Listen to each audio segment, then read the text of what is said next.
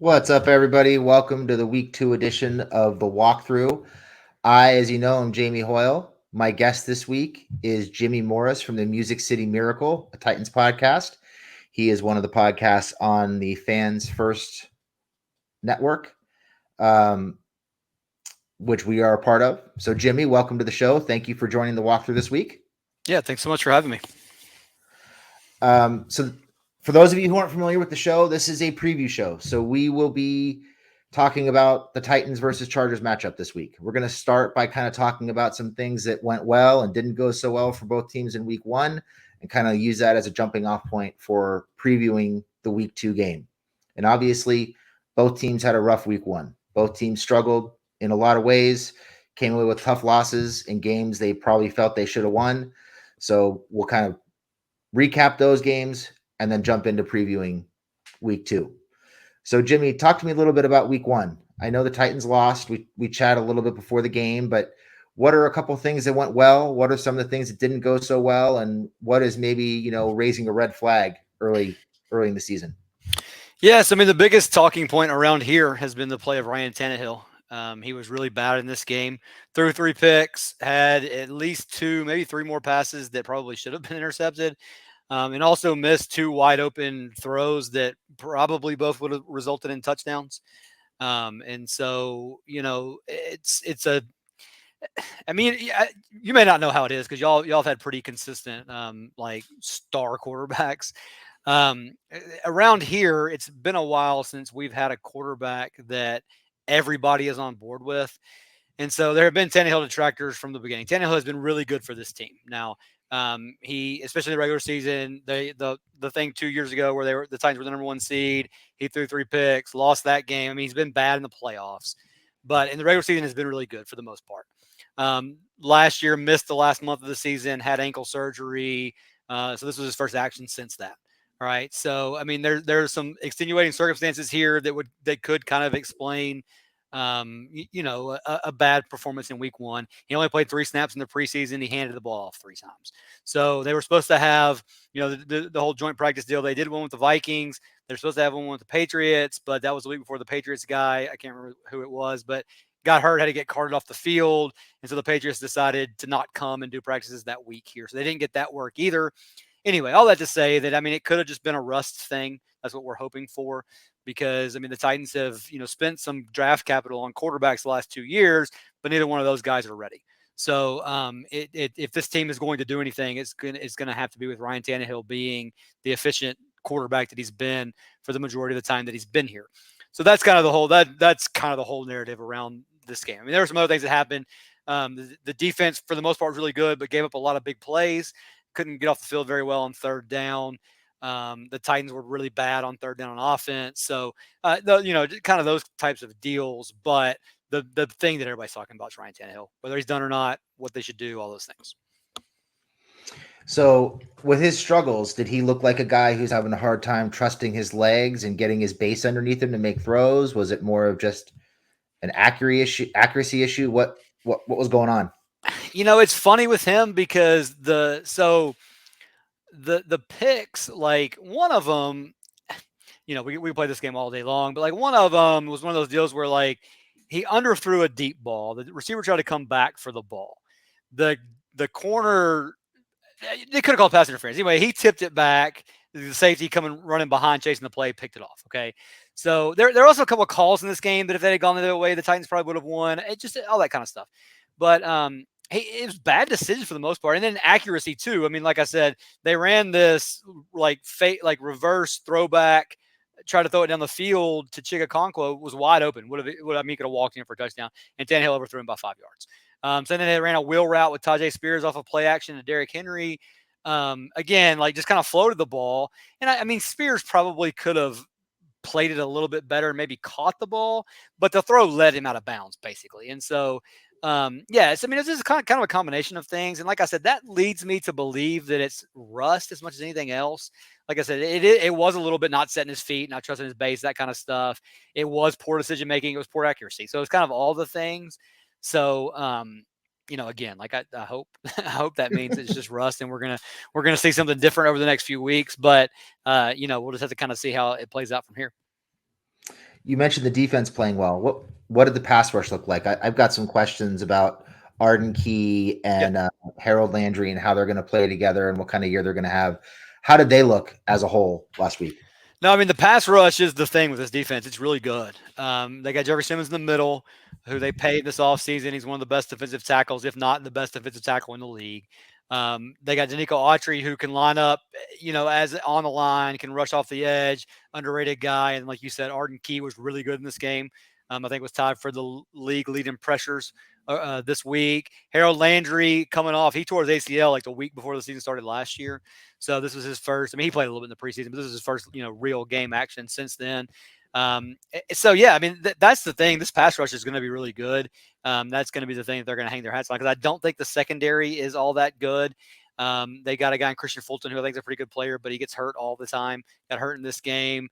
Came back in, gave up a big play at the end. The safeties are pretty good. Kevin Byard and Monty Hooker, but Monty Hooker got a concussion, so I think it's probably a long shot that he plays this week. So anyway, if this defense is going to be good, and I do think that they are going to be good, it's going to be because of the pass rush, and I think they are going to cause problems for teams all year long. All right. Well, on the flip side for the Chargers, their offense was pretty efficient and scored a bunch of points, but they couldn't stop a nosebleed. Their defense was terrible last week. We touched on it on our game recap on Sunday, but they couldn't cover anybody. I mean, they probably couldn't cover you or me in the middle of the field on Sunday. They were really bad. They weren't getting pressure on the quarterback.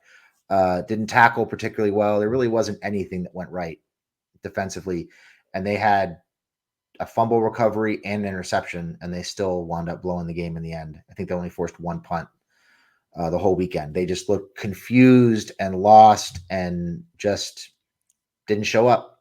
So that's going to be the big question with Brandon Staley supposedly being, a defensive guru. That's his calling card. That's what got him hired.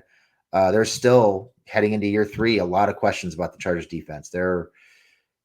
They've been pretty soft the last 2 years, and they did not get off to a good start, giving up almost 600 yards to an offense they basically shut down last year when they played them. So lots of questions about the Chargers defense, basically at all 3 levels right now. Not a whole lot went right. Offensively, they ran the ball, I think, at about a 6-yard per carry clip. They were really efficient running the ball. They had a couple explosive running plays. They had a couple drives that were basically entirely fueled by the run, which is not something we're used to seeing as Chargers fans. So they were very, very good running the ball. The offensive line was really stellar until the last drive when they gave up a couple sacks to end the game. So lots to look forward to for the Chargers offense. I have some questions about the passing attack. It was kind of gimmicky and horizontal, but overall, the offense was good and the defense didn't do enough to support them. You score 34 points at home, you should really win the game. So that's my take on the Chargers' first game. So what do you think? What do you think the Titans have in store for the Chargers this week from a schematic standpoint? Are there any kind of offensive wrinkles that you think we can expect, either with new players or with players who have been there for a couple of years, who they might be using in different ways with the new offensive coordinator? Yeah, so I mean, this offense is still going to run through Derrick Henry. I think they showed in week 1 here that they would like for it not to only run through Derrick Henry. And again, like that's all well and good, but the quarterback has to play at least decent for that to work, right? The thing that was interesting is they drafted Tajay Spears in the 3rd round, running back out of Tulane. And he's a dynamic guy. Like we saw him break off some big plays in the preseason. Is a good receiver, quick burst. He's a very different back than Derrick Henry is. And so, I mean, it makes sense that he's kind of the complement to Derrick Henry. He's the 3rd down back. Derrick Henry's come off the field on 3rd downs for pretty much his entire career. The thing that they did in this game that we have not seen in the past was there were a lot of plays where Henry and Spears were on the field together. And then there were also plays where, they would give Tajay Spears a series or maybe even just part of a series and would hand the ball to him. So, like in the past, this team has had a really bad tell. Like if Derrick Henry's not on the field, they're going to pass because they just, one, Todd Downing was the offensive coordinator and he was an idiot. And then secondly, they didn't have anybody really behind Derrick Henry that scared anybody, right? And so if you're going to hand the ball off, you hand it off to the guy that is, arguably the best running back in the league. And so in the past, like I said, you could just count on it being a pass if he wasn't on the field. This week, they were first and 10 runs. Tajay Spears on the field, they handed the ball to him. So, I mean, I think that what Tim Kelly, the Titans' new offensive coordinator, I think what he's trying to establish early on is, hey, we're not going to be as predictable as the Titans have been in the past, which is obviously a good thing. It leads to more things that they can do. The wrinkles that they showed, the two plays that Tannehill missed. One of it was they ran a reverse, pitched it back to Tannehill. Like I said, Chigakonkwo was running wide open down the field. Tannehill misses him.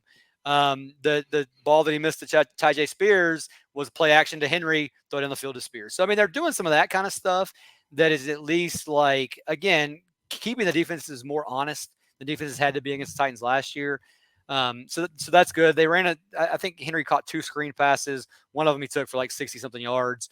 Because if he gets in space and has time to get to full speed, he's tough to bring down. So I mean, they're still going to do that kind of stuff. DeAndre Hopkins was good in this game. A guy they signed this summer, and he's not going to run away from anybody anymore, but he's still a great route runner. Doesn't have to have a lot of separation to catch the ball. So, I mean, they're going to use him. Treylon Burks is a guy, when they traded A.J. Brown 2 years ago on draft night, they drafted Treylon Burks. He was pretty good last year, got hurt a couple different times. So we had, kind of high hopes for him. He's a first-round guy. Got hurt in the preseason, but was able to come back for week 1.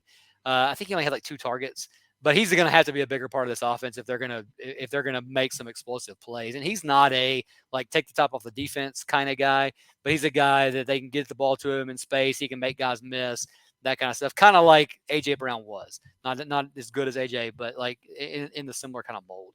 So I mean, I think that's what it's going to be, an intermediate passing game. They don't have anybody that they can take deep shots down the field to, really.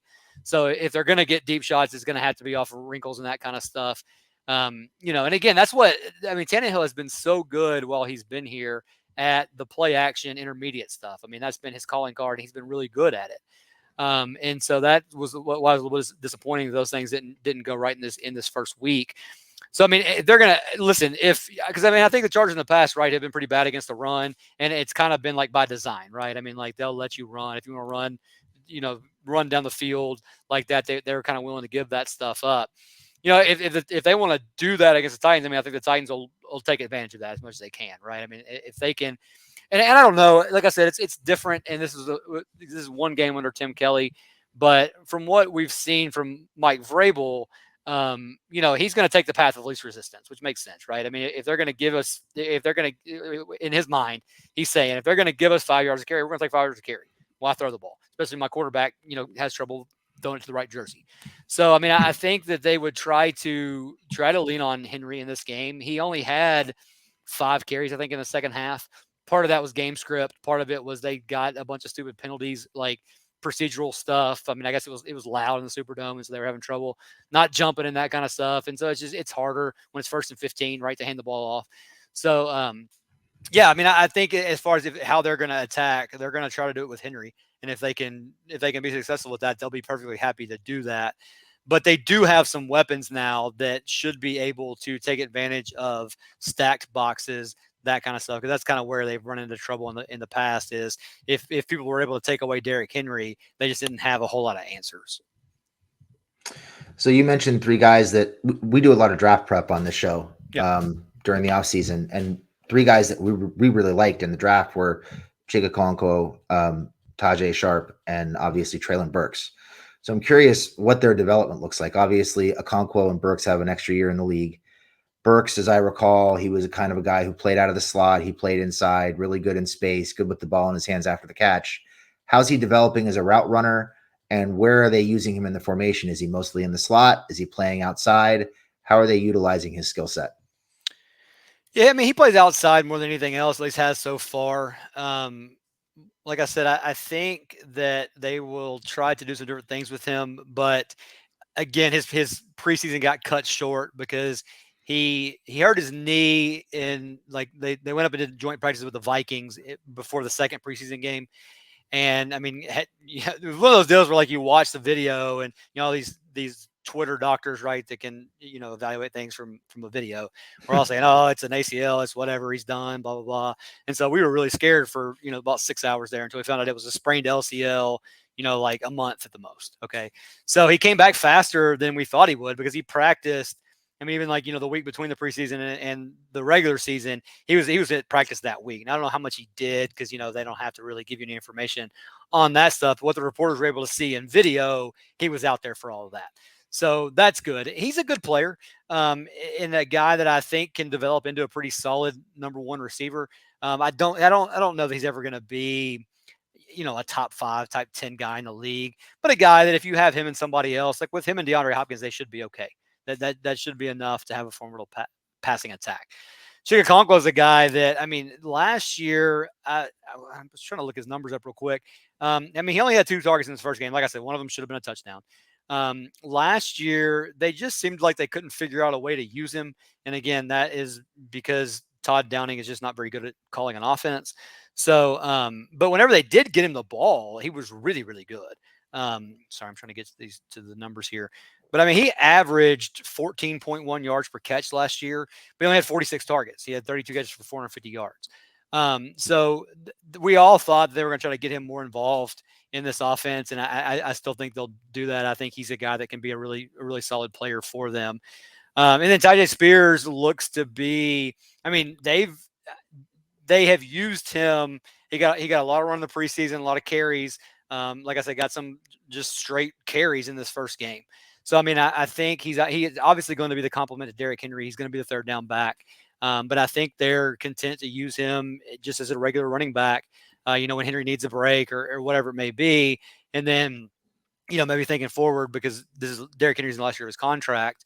If he's not here in 24, then he could be there. I mean, I don't know if he's going to be there every down back. I think they'd probably bring in somebody else to where it'd be more of a timeshare. It's weird for us as Titans fans because this has been a very feature back centric offense since they came to town. They came to town with Eddie George, had Chris Johnson for a bunch of years, and then moved on to Derrick Henry. So it's been a very much a featured back system. The league is going away from that, obviously, and so I think the Titans are going to as well once Henry moves on. Because that was a lot of the talk. I'm sure you said y'all do a lot of draft stuff. We were all a little bit shocked when they took Spears in the third round, and then you're sitting there on draft night, and they're like, "Oh, he doesn't have an ACL in one of his knees," and it's like, "Oh, what are they doing?" But when you think about it from the standpoint of how most teams evaluate running backs now, it's a 3 or 4 year deal, right? I mean, Yep. you use a guy, you bring somebody else in. So if Tyjae Spears' NFL career only lasts 5 seasons, well, if the Titans get 4 good years out of him, then that's fine for that pick, and they just needed weapons. And if there was not a receiver there they thought could come in and help them right away, they got a running back they thought could. So, I mean, once we kind of stepped back and got away from the panic of, why they take a running back there, he doesn't have a knee, whatever. Realized it was probably it was a pretty solid pick. And like I said, they've shown they're going to use him. I mean, he was on the field a lot on Sunday, and I think that'll continue to be the case this year. Yeah, I think I talked a little bit about the Chargers offense. This is a team that I think was 31st or 32nd in running the ball last year in terms of yards per carry and just in terms of yards per game. They were brutal last year. They couldn't run at all. And they revamped the offensive line. They got Rashawn Slater back, which is a huge help at left tackle. They moved Zion Johnson to left guard and inserted Jamari Salyer at right guard. And now they've got Trey Pipkins with another year under his belt. They're feeling pretty good about their offensive line, and they revamped their running scheme. They were very much an outside zone heavy running scheme last year. And this year it seems like they're going to be more power heavy and get those big guards pulling and getting downhill and picking off linebackers at the second level. And they were opening some gaping holes against the Dolphins defense on Sunday. So I'll be curious to see. I really did not expect them to run the ball very well against the Dolphins. They have a pretty good interior tandem in Sealer and Wilkins, who basically dominated the Chargers offensive line last year when they played. So I was not expecting much in terms of running the ball. So for them to run for, I think it was 240 yards or 230 yards was pretty shocking. So I'll be curious to see how they handle that, how well they run the ball this week with the interior trio that the Titans have, which is also pretty good. You mentioned it earlier with Autry and Simmons playing defensive tackle, and you've got Tart playing knows there's some big boys in there who can really play. So it'll be interesting to see if the Chargers can move the ball that way on the ground against the Titans. It's not something they're known for, but it seems like it's something they want to be known for. They want to be able to win at the line of scrimmage, which is something they've struggled with the last couple of years. Um, and then from an offensive standpoint, the Chargers drafted Quentin Johnston this year in the first round. We've been saying here on this show for 3 or 4 years that they needed to draft a wide receiver. We were looking for Zay Flowers this year. We wanted somebody who was a little shiftier, had a little bit more speed, a little more downfield ability. And Johnston kind of fits that Chargers wide receiver mold of 6'2 to 6'4, 215, big body guy who can go up and make a catch.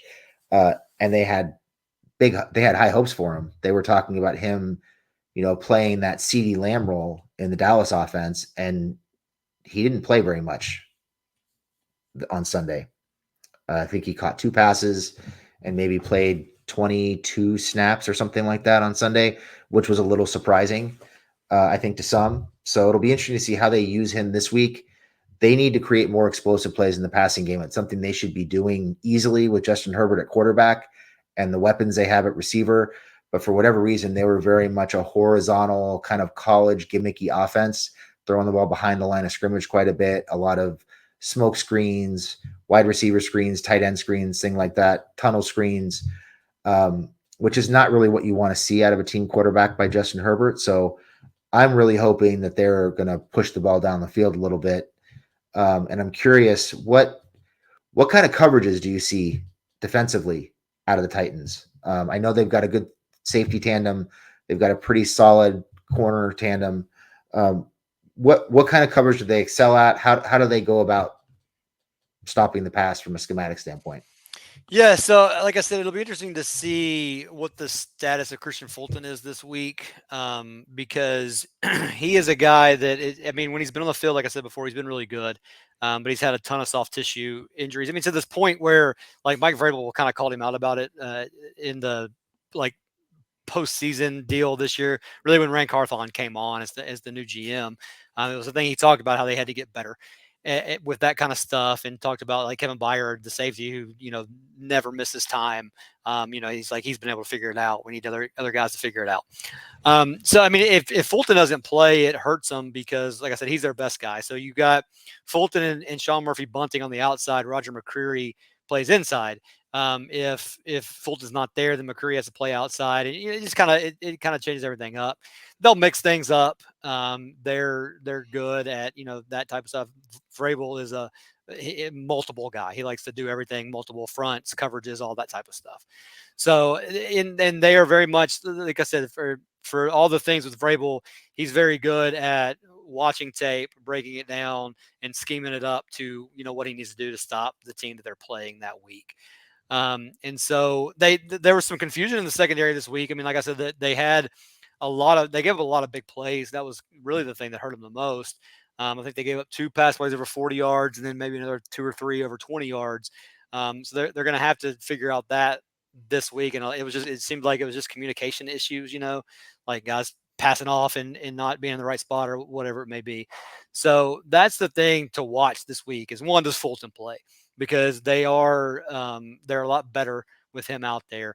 And then 2, can they get that communication stuff fixed? That was a problem last week because, like I said, it was a big deal. And there was a play like the play that they kind of sealed the game for the Saints.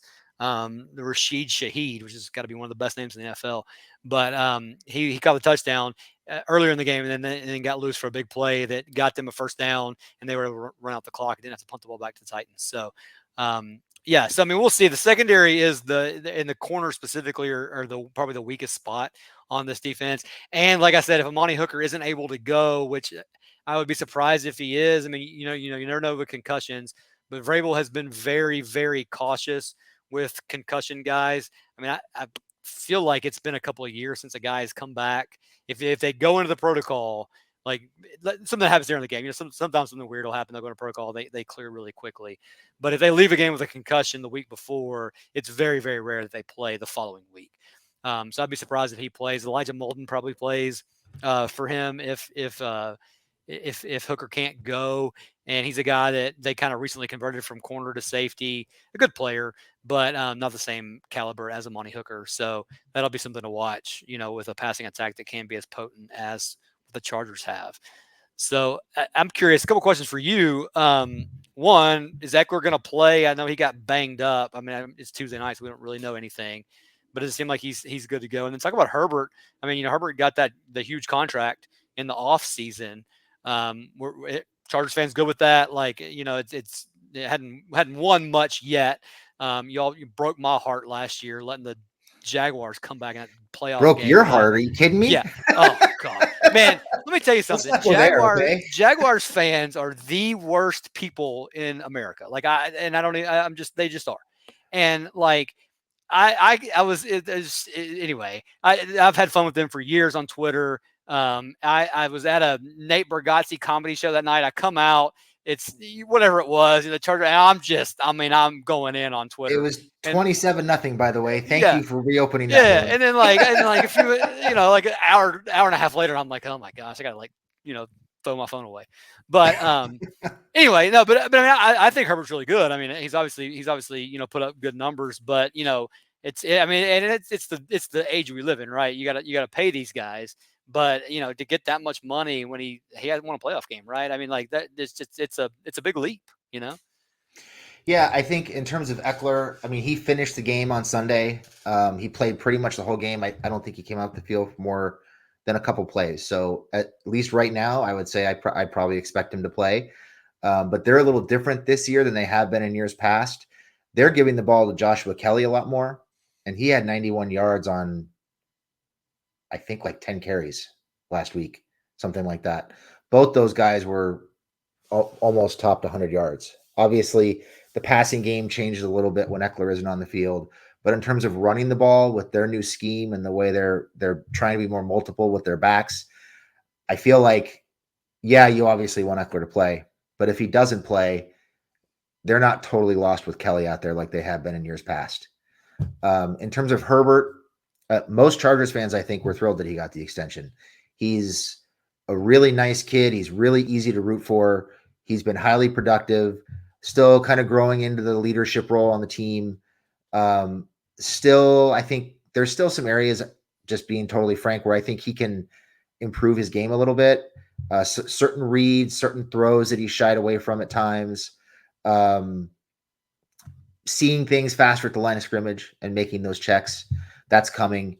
Playing with more tempo, which is something they did really well on Sunday that really led to a lot of their success on offense, even though they weren't throwing the ball that well. So I'm not too worried about Herbert. I mean, I think I saw a stat today, and I'll probably mess it up, but he's played 50 games as a Chargers starter. They've had 25 games where they scored 27 points or more, and they're something like 19-6. No, I'm sorry. They're 19-6 when the defense gives up fewer than 27 points, and they're 4-21 when the defense gives up more than 27 points. Which makes sense. So Herbert's I think he averages just under 27 points a game for his career. So he puts points on the board, but their defense has been god awful. They haven't been able to stop anybody. That's been a huge problem since Staley got here, and even when Lynn was still here in his final year, they just couldn't stop anybody.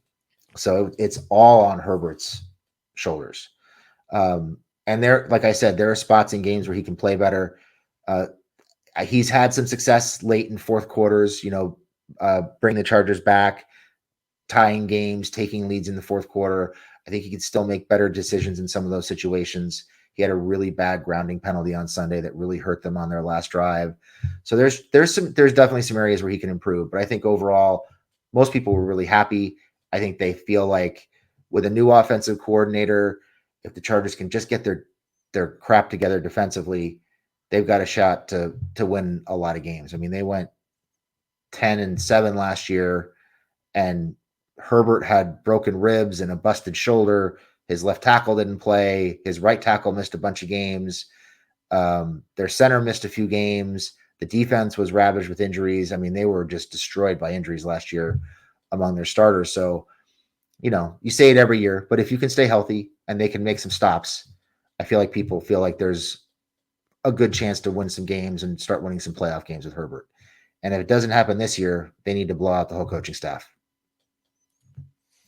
Yeah, I mean, like I said, we've been through it now for however many years in this whole quarterback purgatory thing where we took Mariota second, and he was good for a year or two, and then they switched Tannehill, and Tannehill's been pretty good.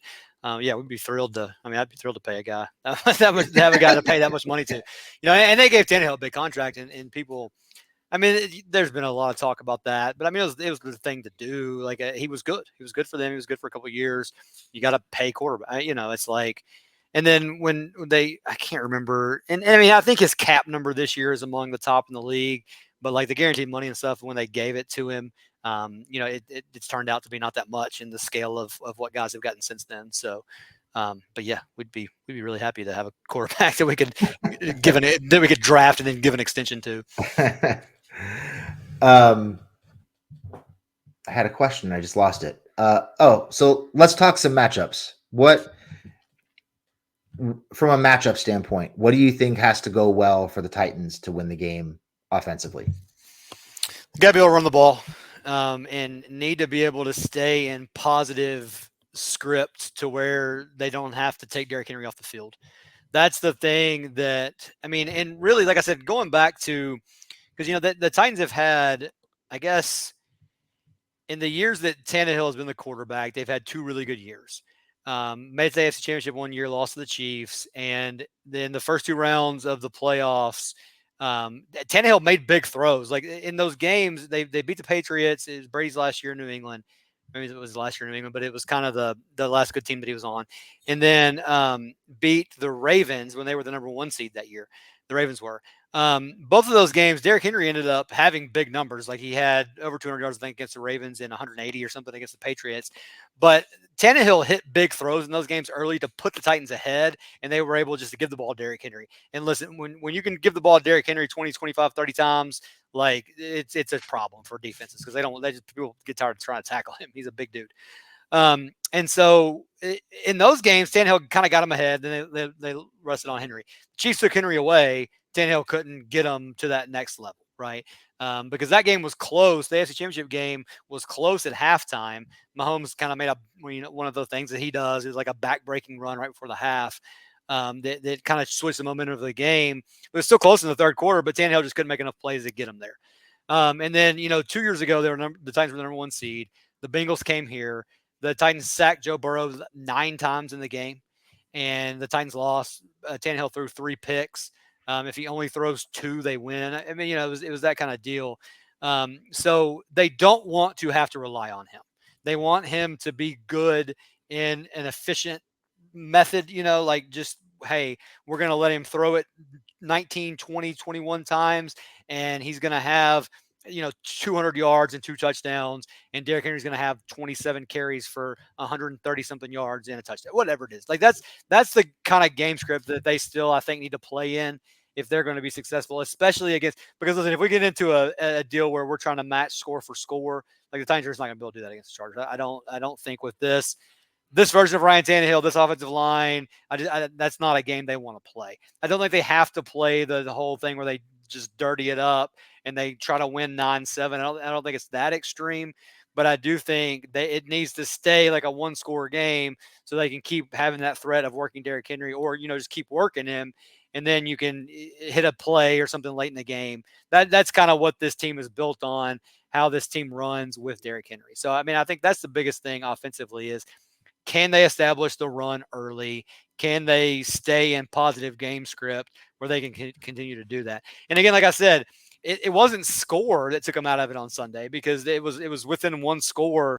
I mean, all the way the entire game. But it was just getting a penalty on first down. So now it's 1st and 15.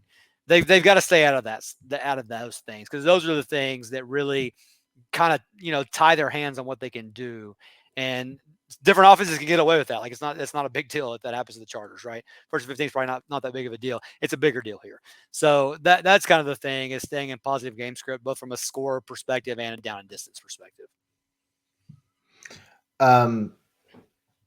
You've mentioned the offensive line a couple times. What How do you feel about the offensive line right now? Do you feel like that's a group that can hold up if you have to score 25 or more points to win the game? I think they can. Like I said, they were pretty good on Sunday. There were some breakdowns, and I think, excuse me, sorry, but they weren't the reason that the Titans lost. And so I feel better about it than I did last year. Last year when it started out, we felt pretty good about where the offensive line was. You had Taylor Lewan at left tackle, you had Ben Jones at center, you had Nate Davis at right guard. Like they had some good players, but then by the time we got to the end of the year, they were all hurt, and so it was really really bad. So and they, and then they ended on a 7-game losing streak. Anyway, so like things went really really poorly for that. I think that this offense, again, if Ryan Tannehill is not the disaster that he was on Sunday, they've got enough veteran players that they don't need the offensive line to be great for things to go. They just need him to hold up. Give him time to get to his second read. Give him time to get to his first. There were times last year where it was 3-step drop, foot on the ground. There's a guy in his lap. It's not that group anymore. Like I said, I don't think they're great, but I think they're good enough that they can hold up to at least allow them to do some of the things they want to do. And Tim Kelly is better at scheming up when he has an offensive line that has issues. He's better at, putting Tannehill on the move, using play action, that kind of stuff that at least slows some of that stuff down. Todd Downing didn't do nearly enough of that last year. And I think Tim Kelly will when he sees those things. He'll do what he can scheme. I mean, there's only so much you can do schematically, right? If your offensive line's bad, you're going to have problems. But there are some things you can help with that, and I think they'll be more equipped to do that this year than they were last year. So if you were the Chargers defensive coordinator and you were scheming up ways to beat the Titans offense, give me 2 offensive linemen that you would attack if you had the choice, and give me 1 or 2 guys either on the second level or the third level that you would attack to Yeah, put so I points on the mean, board. yeah, excuse me, you're gonna go as Andre Dillard is the left tackle. Came over. He was a first round pick for the Eagles. Played okay in Philadelphia. Got beat out, but he's serviceable, but he's not great. So you're gonna go after him. Peter Skronsky, their left guard, was the 11th overall pick. He's been good. I mean, he was pretty good on Sunday. He had a thing where they ran a stunt on him and he got confused, and it kind of a welcome to the NFL moment. But for the most part, we honestly probably feel the best about him of any of the offensive linemen. He's a rookie. But so I mean, it would be there, and then the right side of the offensive line, they so the guy that started at right tackle all year for them last year, Nicholas Petit Friere, was a 3rd round pick in 22. And he was up and down, but for the most part, he was at least good enough. He got dinged with one of these. He gambled on a team flight or something. So he's out for 6 weeks, not the indefinite deal because he gambled on the NFL, but got dinged on the other deal. So he's out for 6 weeks. So they kind of shuffled it around, but the guy that they settled on there, Chris Hubbard, kind of a journeyman, but he was really good on Sunday. I mean, he held up well in pass protection.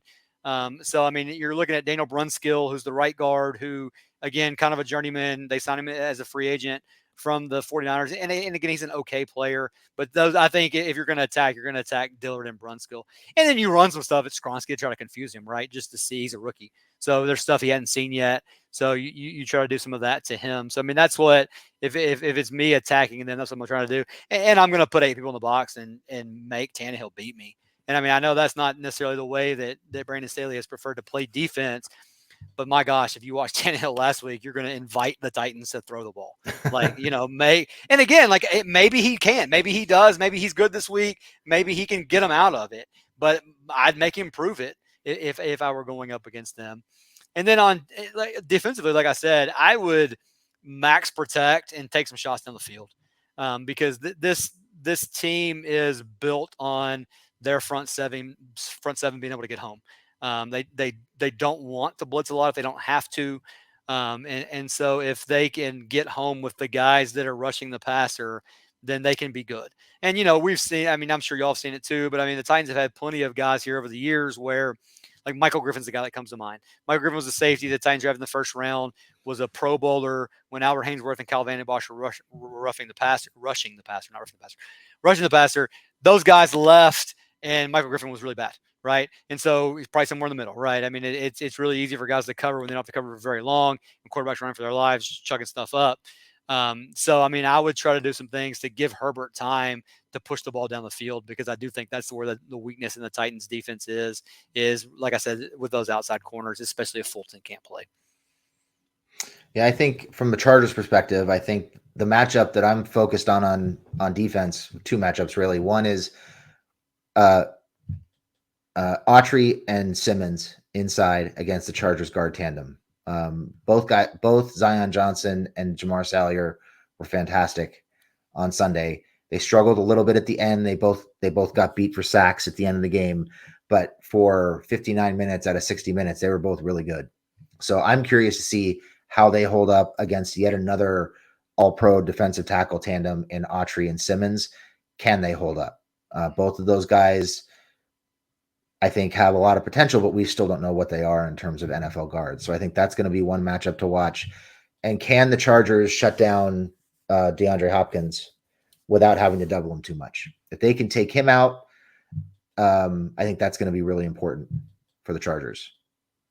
So those are just a couple of things that I'm looking at. And like you said, I want to see the Chargers throw the ball down the field. It's something we've been calling for really for 2 years since Staley got here.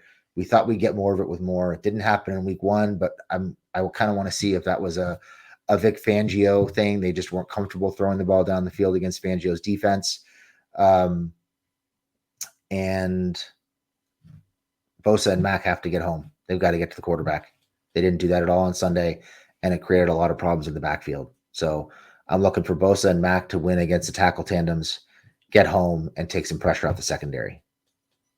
Yeah, I mean, like I said, that's the matchup that I'd be afraid of, right? If I'm Tim Kelly and I'm trying to figure out how we're going to attack this defense, it's can we protect long enough to do anything down the field?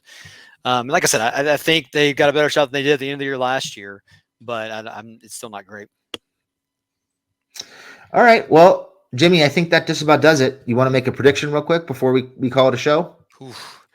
I mean, I'll go Homer here. I'll predict the Titans win. Coming off of a bad loss, Mike Vrabel's been really good when things are kind of stacked against him. He's a very good motivator. So I'll say we get like a 27-24 Titans win. All right. I think the Chargers win this game because I think Tannehill's going to throw a couple more picks. And I think the Chargers pass rush is going to get home, and we'll see some big plays down the field. So I'm going to go Chargers 30, Titans 23. Yeah, I can see it. Jimmy, you want to tell everybody where they can find you if they want to go looking for the Music City Miracle? Yeah, so the podcast is actually Home Run Throwback. That's the name I'm sorry. The show. My no, mistake. You're good. It's the so I write from UCMiracles.com. That's where. That's I write. Okay. Yeah. And I'm at J Morris MCM on Twitter. But Home Run Throwbacks is actually the name of the play that they ran for the Music City Miracle. So it's all kind of the same, But yeah, so that's the name of the podcast, like on Fans First Sports Network. I always get the S's in the wrong place on that. So yeah, that's where we are. And then, like I said, on Twitter, musicmiracles.com, all that good stuff. Yeah. All right. Well, Jimmy, thanks a lot. I really appreciate you coming on. It was fun. Good show. Thanks for having me. You're welcome. Anytime. That's it, everybody. We're going to check out now. So thank you all for tuning in. We appreciate it. Just a reminder, our new schedule's out now. So we've got Garrett had Score More today, the walkthrough on Wednesday, our mailbag show, the roundtable on Thursday, and Friday is Craig's show. I got 5 on it, and then obviously the post-game show on Sunday. So make sure you check out all the programs, check out the full schedule, and we'll see you next time. Thanks, everybody.